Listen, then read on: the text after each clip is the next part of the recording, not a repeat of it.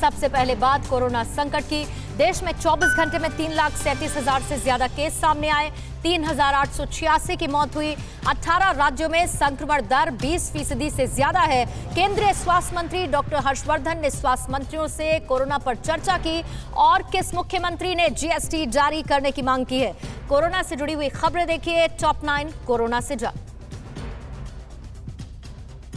देश में 24 घंटे में कोरोना संक्रमितों के 3,42,000 से ज्यादा मामले सामने आए हैं, जबकि एक दिन में 3,997 मरीजों की जान महामारी की वजह से चली गई। देश में एक्टिव केस 37 लाख के आसपास स्थिर हैं। 24 घंटे में 3,37,000 लोग ठीक होकर अपने घर गए। राहत की बात यह है कि जितने नए केस सामने आए हैं उससे 2,000 ज्यादा ठीक हुए हैं।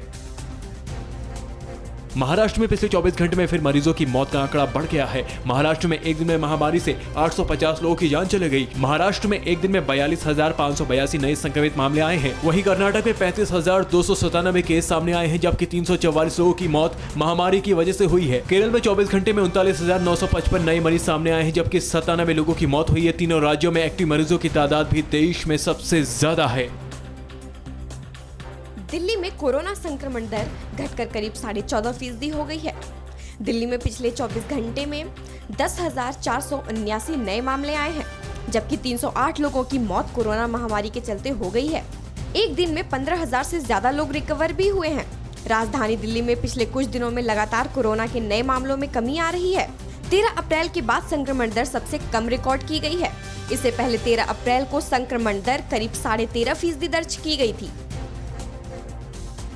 सुप्रीम कोर्ट ने 5 और एडवोकेट ऑन रिकॉर्ड की कोरोना से मौत हो गई है। इससे पहले भी 3 AOR ने संक्रमण के बाद दम तोड़ दिया था। वायरस से पूर्व अटॉर्नी जनरल और सॉलिसिटर जनरल सोली सोराबजी और वरिष्ठ अधिवक्ता वी शेखर और अनीप सचेती का भी निधन हुआ है। एक अन्य वरिष्ठ AOR ATM संपत का भी निधन हुआ है। हालांकि इसकी पुष्टि नहीं की जा सकी है कि वह कोविड प्रभावित थे या नहीं। कोरोना महामारी के कहर के बीच स्वास्थ्य मंत्रालय ने गुरुवार को मीडिया को संबोधित करते हुए जानकारी दी कि देश के 18 राज्यों में संक्रमण दर अब भी 20% से ज्यादा है। स्वास्थ्य मंत्रालय के संयुक्त सचिव लव अग्रवाल ने कहा कि देश में 12 राज्य ऐसे हैं जहां 1 लाख से ज्यादा एक्टिव मामले हैं। 8 राज्यों में 50,000 से 1 लाख के बीच एक्टिव मामलों की संख्या बनी हुई है, जबकि 16 राज्य ऐसे हैं जहां 50,000 से कम एक्टिव केसेस हैं। स्वास्थ्य मंत्रालय के मुताबिक देश में अब तक करीब 83.5% मामले ठीक हो चुके हैं। भारत में पिछले 3 दिन में रोजाना कोरोना मरीजों की संख्या और संक्रमण दर में स्थिरता आई है। देश में संक्रमण दर घटकर करीब 21.02% रह गई है, जो पिछले सप्ताह 21.95% थी। स्वास्थ्य मंत्रालय के संयुक्त सचिव लव अग्रवाल के मुताबिक देश में 187 जिलों में पिछले 2 हफ्ते से संक्रमित लोगों की संख्या लगातार कम हो रही है। महाराष्ट्र के नासिक, ठाणे, गुजरात के अहमदाबाद, सूरत, मध्य प्रदेश के भोपाल, यूपी के वाराणसी और राजस्थान के अलवर में केस कम हो रहे हैं। केंद्रीय स्वास्थ्य मंत्री डॉक्टर हर्षवर्धन ने गुरुवार को कोरोना के हालात पर राज्यों के स्वास्थ्य मंत्रियों के साथ वीडियो कॉन्फ्रेंसिंग के जरिए बैठक की।